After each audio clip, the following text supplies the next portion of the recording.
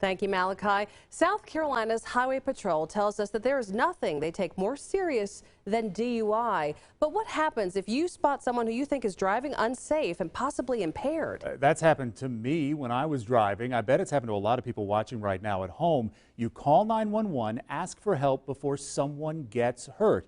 But no matter how badly the Highway Patrol troopers want to respond, sometimes they are too far away and stretched too thin to be able to help. And that is the issue we're investigating tonight. It's a weekday afternoon on Interstate 385 when a passenger headed north sees something so alarming she calls 911. Lawrence County 911, what's the address of your emergency? And makes a dire prediction. Yeah, it's this car that's all over the road. They're going to kill somebody. Oh, whoa, whoa, whoa, whoa, whoa, whoa. Oh, God. The caller describes a gold Mercury, reads the license plate, and tells dispatchers the driver appears impaired. And moments later, another driver spots the same car. I said, Ann Mercury, whatever. Anyways, he's all over the road. She's coming up behind us, and she's like over in the yellow line.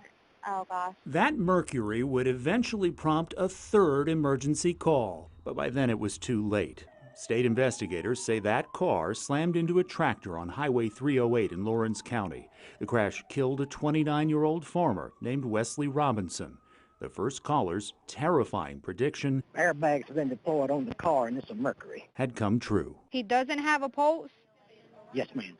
Okay, just to confirm, he doesn't have a pulse. Yes, ma'am.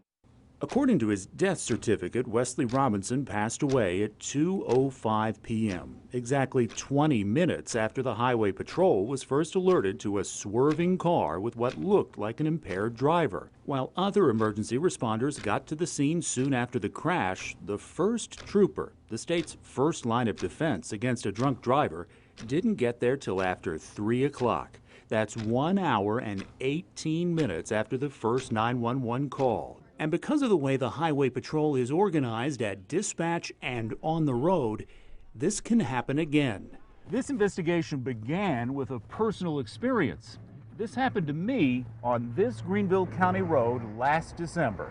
Listen. You guys gotta hurry. Hammett Bridge Road, Greenville County. I just witnessed a hit-and-run accident involving what appeared to be a high school student. This guy is all over the road. He's almost hit 3 other people.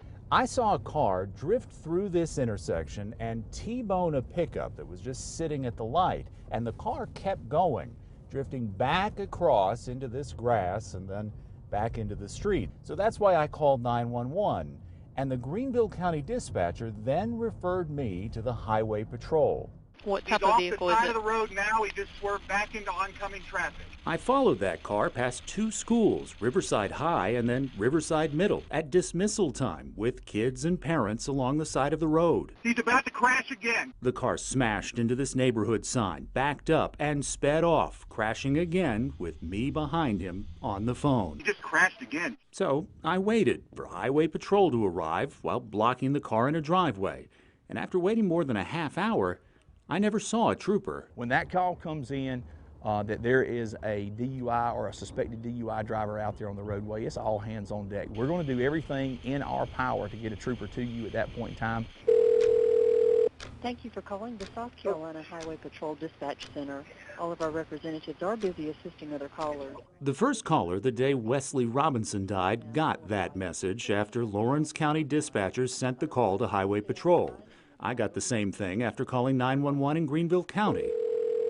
Thank you for calling the South Carolina Highway Patrol Dispatch Center. And we've heard from other callers who report the same delay. Once the Highway Patrol dispatcher answers, the search begins for an available trooper. Why does it take so long sometimes? So it's just the backup. It's just the number of collisions. You know, you've got 34, 35 calls for service. You've got 10 troopers working. You do the math. Take Greenville County. On a typical day, there are 10 troopers working 12-hour shifts. They're assigned to geographic zones 1, 2, 3, and 4. One trooper drives along 385, another patrols 85. And all those troopers spend most of their day covering collisions. Because in South Carolina, that's almost always the exclusive responsibility of state troopers. From fender benders on state highways and overturned trucks on county roads, to this fender bender at the Wendy's drive-thru. While a few police departments handle crashes in their own city limits, Troopers handle everything else. Seems like it's going to be very difficult for that few troopers to cover that many cars in that many places. Is it? You know, that's a hard thing to answer because that's how we've always worked that way. We use the Freedom of Information Act to get the dispatcher logs from 2 days this year. We're looking at the time between 3 and 7 p.m. on days when we knew there was rain, so we knew there'd be a lot of crashes. In 8 hours, those 10 troopers were dispatched 61 times. We found a fatal crash in West Greenville. A 47-year-old died after hitting a pole. Callers notified Highway Patrol at 5:07 and 5:08, and again at 5:31. The first trooper arrived at 5:33, and while the average response time was about 20 minutes, 7 calls took more than an hour. But in a normal day, that's very common that we'll have more collisions taking place than we actually have troopers, and we have to prioritize those collisions. And this is where a backup becomes a bottleneck, because when troopers are tied up, potentially life-saving minutes tick away. Only after a supervisor realizes there's no way to respond in time are other agencies, like county deputies, who may be much closer, told to be on the lookout. In my case, it was a Greenville County deputy who eventually arrived, mostly because of his personal connection. The victim of that hit-and-run crash was his son. And in the case of Wesley Robinson, a local dispatcher alerted deputies after the second 911 call. It was their crew that was first to respond to the scene of the crash, where they say they finally found the driver of a gold Mercury. And what about the female in the vehicle? Is she okay?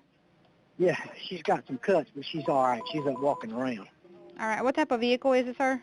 The one that the lady was driving? All right, there's airbags have been deployed on the car, and it's a Mercury. Yeah, the woman you saw there is Tara Mahan. She is charged with felony DUI in that Lawrence County crash. At the time, she was already facing an unrelated DUI charge from just 2 months before. She is still awaiting trial. And Amy, since we started promoting this story, I've heard from several active troopers and some former troopers. You heard Sergeant Ryan in our story say they have 10 troopers on each Greenville County shift. But that's not always the case. For example, multiple troopers told me that this very week, on Tuesday night, there were 4 troopers working the roads in Greenville County and just 1 in all of Spartanburg County, meaning the scenario we just described can actually be much worse.